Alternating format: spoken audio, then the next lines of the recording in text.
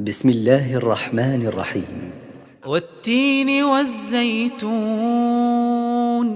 وطور سينين وهذا البلد الأمين لقد خلقنا الإنسان في أحسن تقويم ثم رددناه أسفل سافلين إلا الذين آمنوا وعملوا الصالحات فلهم أجر غير ممنون فما يكذبك بعد بالدين أليس الله بأحكم الحاكمين.